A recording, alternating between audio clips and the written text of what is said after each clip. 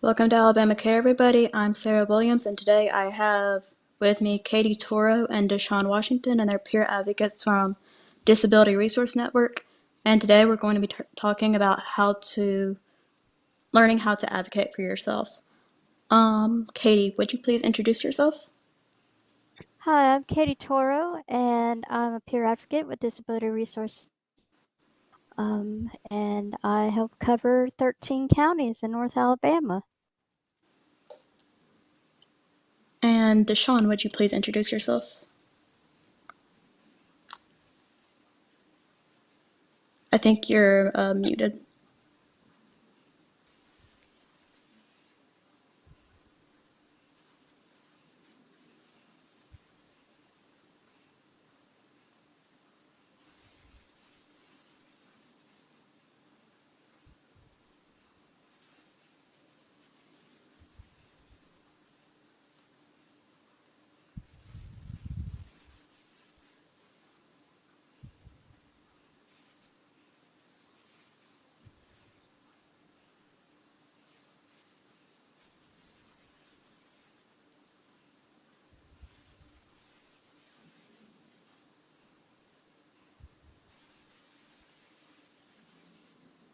No, not yet.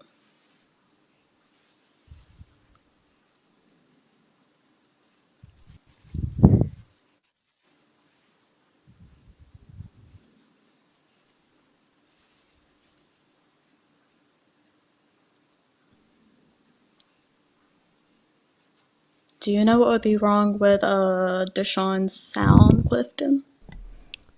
It's not on our end. He's muted on his end, I believe.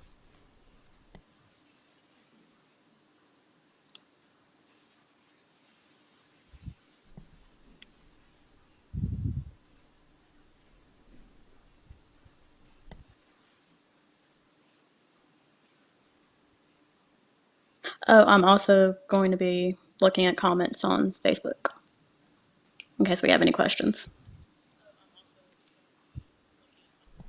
Deshaun, you can try and close the browser and reopen it and reopen the link. Apologize for the technical difficulties, everyone.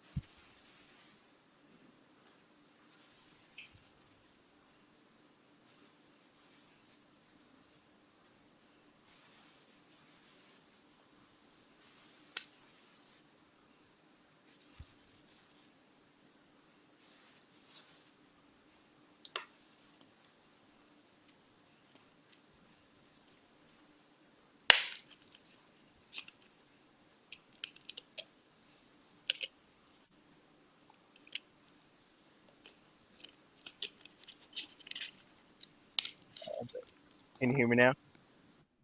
I can hear you. Okay. Yeah, my name is Deshon Washington. I'm a peer advocate with Disability Resource Network, and I also cover 13 counties. Okay. All right. So I like to start off with like an icebreaker question, kind of. And usually the first question that everybody gets asked when they come into Alabama is, "What's your team?" So Auburn or Alabama? Katie. Roll Tide. Hmm. What about you, Deshaun? Roll Tide every day. Hmm. I I graduated from Auburn. You did. Oh man. I usually have at least one person on a broadcast that's Auburn. Oh yeah, no, I'm Alabama all day. all day, every day. Um, let's see. Okay, so how long have you been with Disability Resource Network? For Either me, one. it's going on 2 years. Okay. For me, it's about a year and a half. Gotcha. Okay. What led you to work at Disability Resource Network?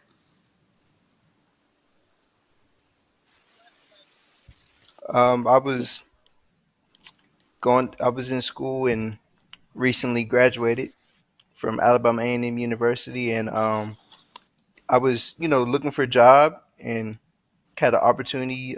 Someone said, I believe it was Davina, and said they had a part-time job.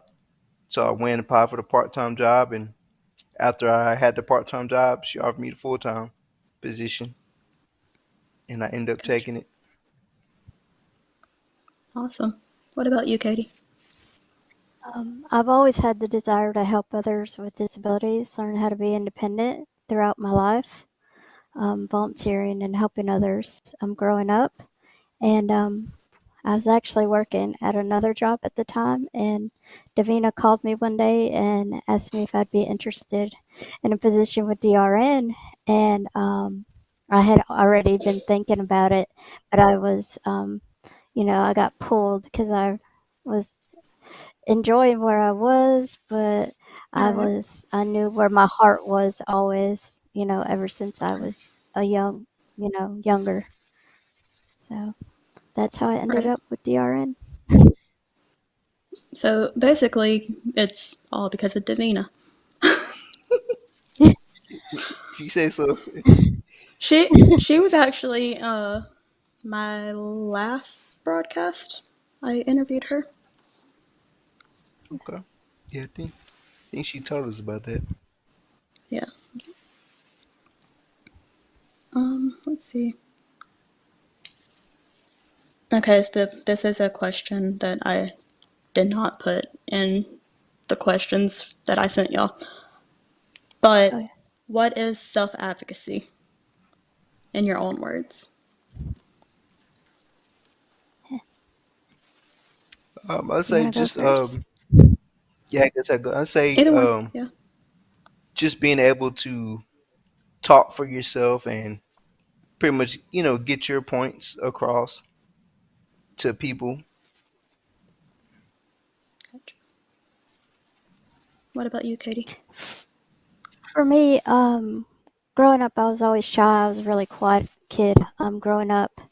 And when I got to college, I had to find my voice in order to get the accommodations I needed within college. So for me, self advocacy is finding your voice first of all, and then being able to use that voice throughout your life to get the needs that you need in order to be successful um, as an adult, because the majority of us want to be treated and live like other adults in society. So it's mostly Right. finding your voice to be an adult in society. Right. Yeah, that's kind of similar to me because I always had like my mom or someone around before college. And then I moved onto campus when I started college and I was by myself. And so having to like advocate for not only like classes and all that, but also stuff in the dorms. And it was Yeah. not easy. It definitely was not easy. Oh yeah. No, it wasn't. I say college. Anything with college was difficult at first because you had Yeah. no parents around, pretty much by yourself. So you pretty much had to be able to speak up for yourself and ask people for help. And Exactly. even you're not used to it, you just had to. Exactly. Yeah. I remember my first year, I was 19 years old, and I went to the ADA office, and I had mentioned something about some of the areas not being very accessible for me, and like not Mm-hmm. all the professors very accessible to my needs. Mm-hmm. And they said you would be a good one to go to our president to talk to the college president, and you would be a great ADA advocate for our college. And I was like, I'm like the shyest kid that you'll ever meet.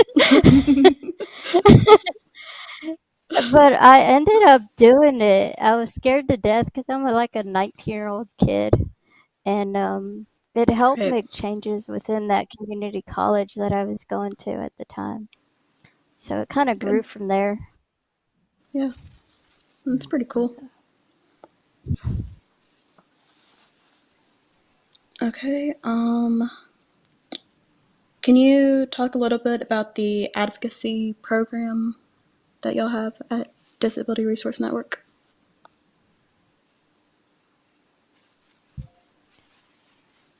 Sean. Either one. Oh, Uh, but my bad. It's kind of um. Trying to see how to put in work.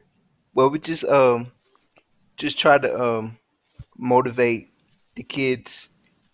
You know, the young kids, the high school into college, just to motivate them to be able to do life skills and do things in the world without having parents or adults for help. So we try to Gotcha. pretty much get them to do it themselves. Gotcha. and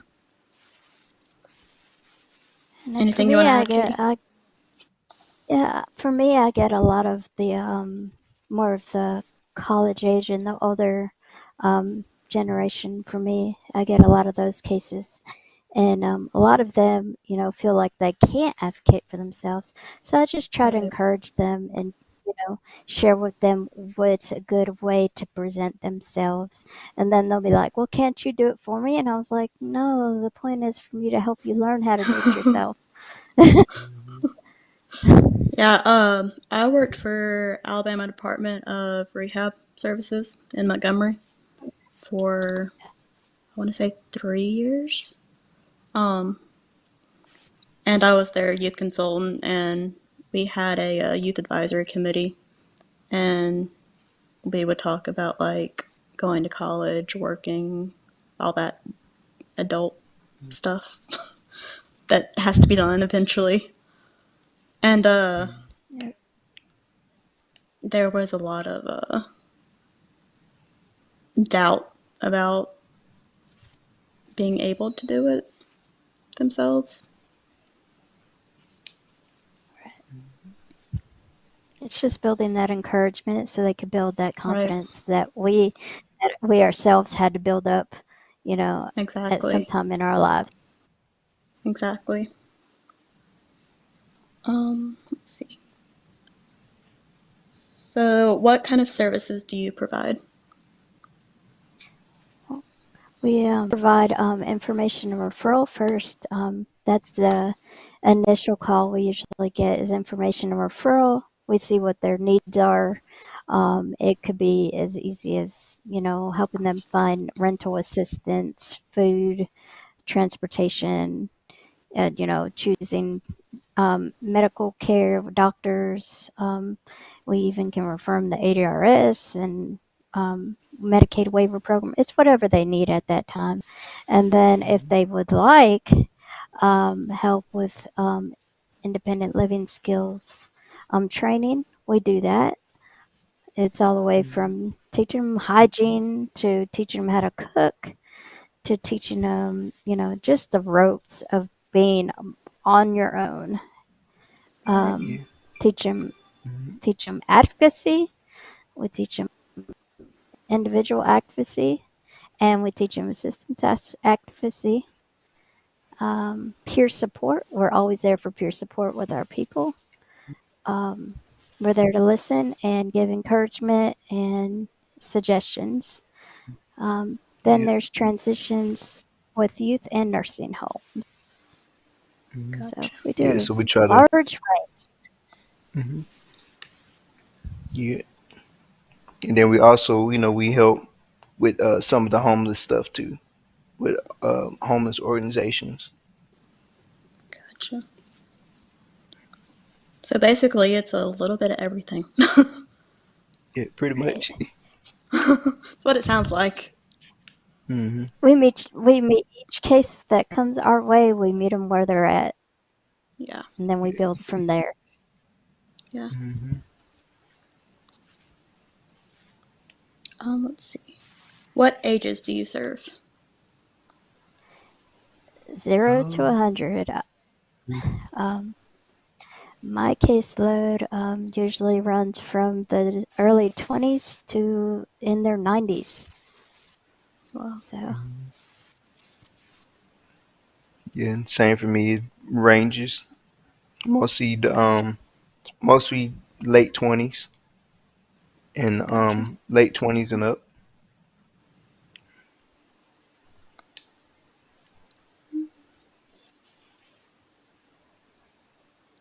Let's see. Okay, so I know that COVID is still kind of a thing. So the services that y'all provide, how are those being provided right now versus how they were like pre-COVID? Mostly we deal with it from home. So we also tell a lot of our people to go to our website and you can fill out an application there or do the information referral, call our office numbers, and we're able to walk them through from there. But we still pretty Gotcha. much doing a lot of things from home. Now, some organizations or events we have, we do go out to the public, but majority we do everything from home still. Okay. Okay, so that actually goes right into my next question. What is the process like of getting those services? They either first go through Davina, and then she'll either pass along to me or Katie, or they can go to the website and fill out the application there. Gotcha. And we after they file the application and submit it, all three of us get a notification and then try to reach out to them. Gotcha. Um, how are they able to contact you to get more information?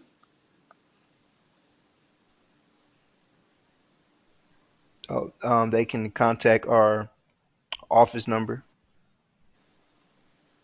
Like Okay. we each have our own number that they can contact. Gotcha. Or they And is can that on contact the our main, or they can the contact our main number Hmm. gotcha. Yeah. for services. It's all on the website at Hmm. www.drn256.org. Okay. Let's see. Okay, so advocating for yourself can be really hard, as we've already discussed. What's one piece of advice that you would give that would maybe make it easier for someone that's just starting to advocate or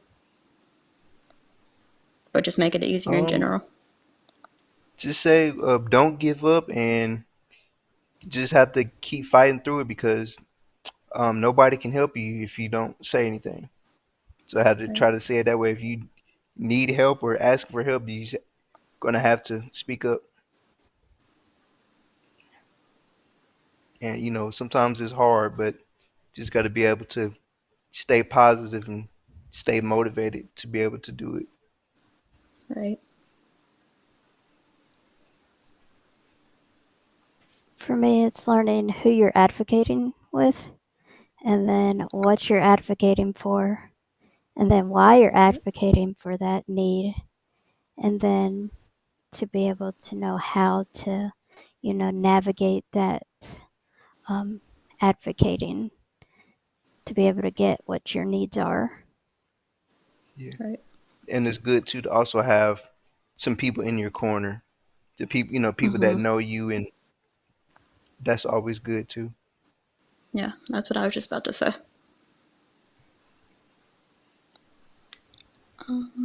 Let's see.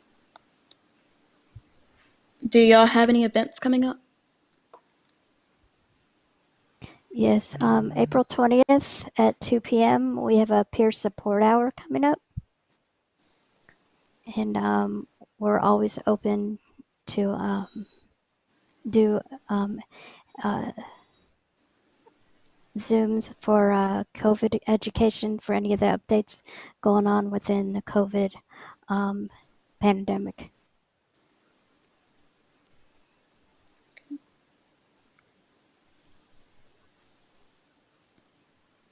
Um, okay, so is there anything else that we haven't talked about that maybe y'all wanted to touch on?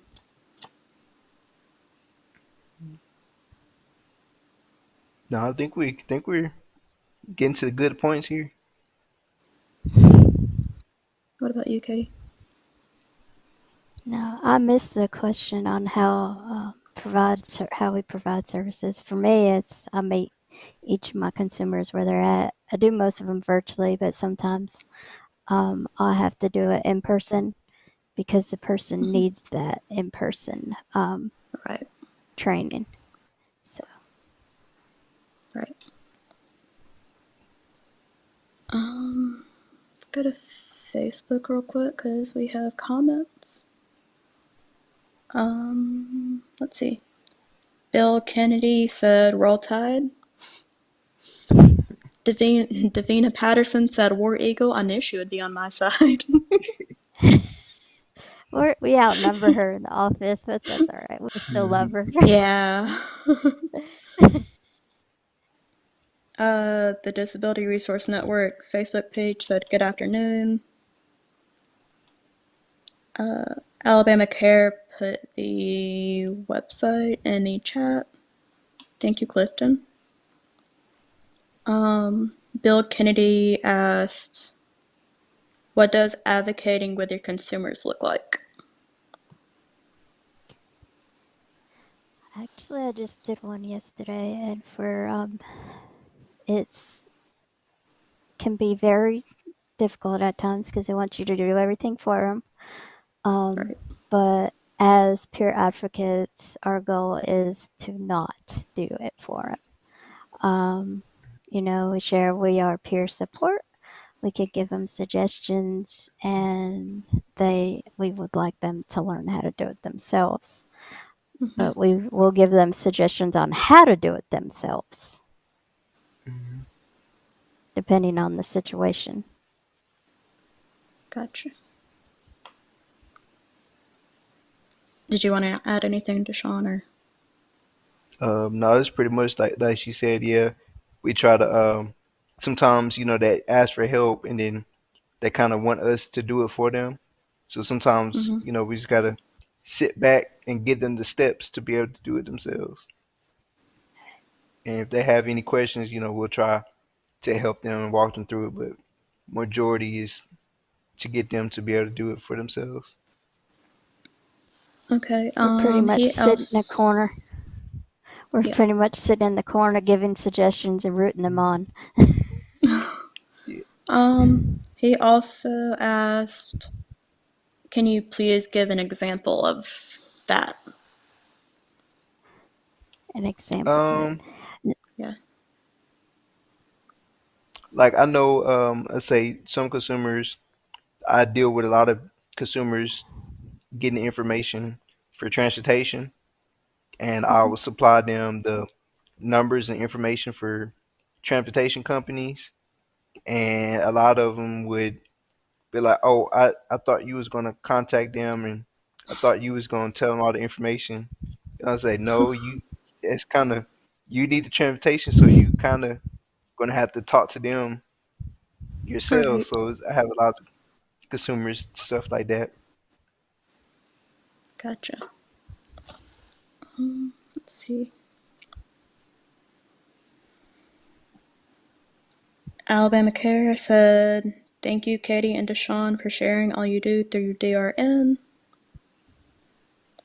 And Disability Resource Network Facebook page said, "Awesome work, DRN."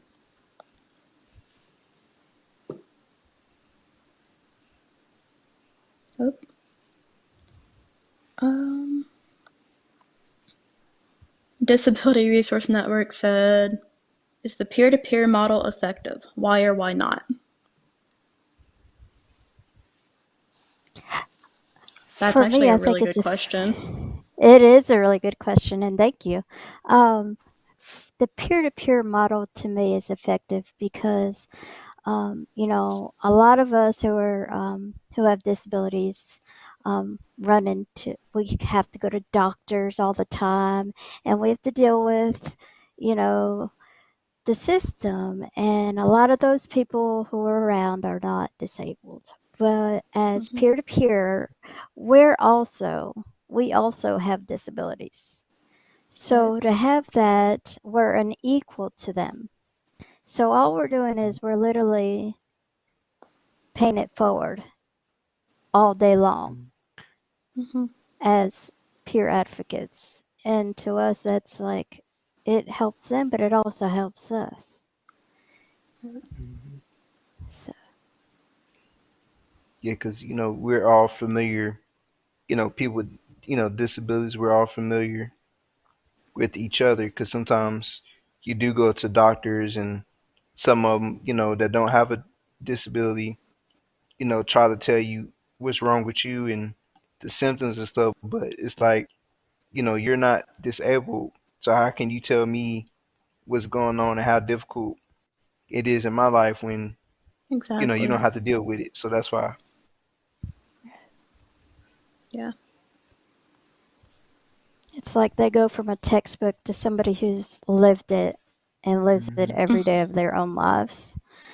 Right. So we're able to give that encouragement that, no matter what, keep your chin up and keep fighting. Right. Yeah. Let's see. I think I had one more question. What would you like to see more of for the disability community here in Alabama?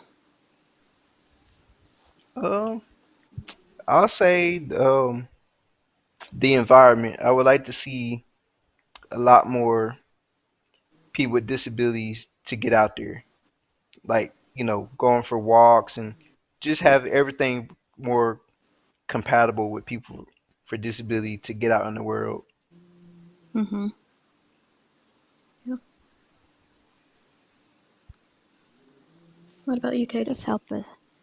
Just help us come together and, you know, be looked at and treated as equals without the barriers. Take those barriers down and fight for, you know, to be able to be out in the world. Because Right. a lot of people with disabilities get stuck at home, and to me, that's not right. Right. Better transportation, better housing availability, you know, Mm-hmm. just the things to be able to survive as regular adults. Right. I'm actually going through the housing thing right now. Uh, I live with my parents, but I'm trying to find an apartment so that I can move back out on my own. And it's very limited where I can actually look. yeah, I I actually just wrote on one of the city's pages the other day, like, how about some more housing for individuals with disabilities? Because it's very limited. Like, you Right. are lucky if you get one. Right. Yeah. I'm on a waiting list. I actually live in Georgia now. Um, Okay. but I'm on a waiting list for two apartments that I miraculously found wheelchair accessibility for. Um, but it's a very long list. Both of them are, and I'm just kind of waiting. Yeah, and that's one thing too. I hope that along the future be a lot more things that are handicap accessible. Right. Because a lot of times it'd be buildings or places you go and it's brand new and everything is nice, but then when you get there, like, I can't get up this ramp, or there's Yeah. no ramp. It's just, Yeah. Or or the restrooms. Oh my gosh, the restrooms. oh yeah, The or restrooms. yeah, and it says it's accessible. Then you get in there, you're But like, it's I can't fit not. in the stall. Yeah, your You're Yeah, wheels like it's don't fit not. in. climbing. There's Yeah. a place here that I can barely fit in the stall. Like, I make it work because I have to. But I'm just like, if like, and I'm also like experienced in my wheelchair. But if Mm-hmm. like a new person that had just gotten put in a wheelchair had to go in that stall, I'd be like, there's no way. Like, Yeah. Mm-hmm. Yeah, or it'd be like I'm you act- get in the bathroom and you can't get out because it's too tight. right, You right, trying to find a way how to get out. yeah, I'm I'm actually that person when I go out. If like something's hard for me to do, I'll like go and ask for the manager, and I'm like, okay, this is easy, like not easy, but I can do it myself. And hmm I'm pretty flexible and little and can climb and all that. But there's a lot of people who are not accessible, or able to not. do it Yeah, as much as I can. So exactly, there need to be some changes that you need to make. And they're Mm-hmm. exactly. mostly Yeah, open when you go to them like that, and you show them what you mean. yeah, So I'm usually that one that's not quiet about it. yeah. Me neither. Especially if it's like a place that I have to be at. Mm-hmm. Um, let's see. Bill Kennedy said rent is expensive also. Yes, it is. Yeah, and especially on a fixed income, sometimes it's Mm-hmm. even impossible. Yeah. When you're on a fixed income, you get it on waiting list everywhere, Hmm. and Mm-hmm. there's no telling how long that waiting list is. 14 people in front of me. Yeah, that's a lot. Yeah. Let's see. I think that was all my questions. See if Facebook has any more. Doesn't look like anything else is coming through. Do y'all have anything else?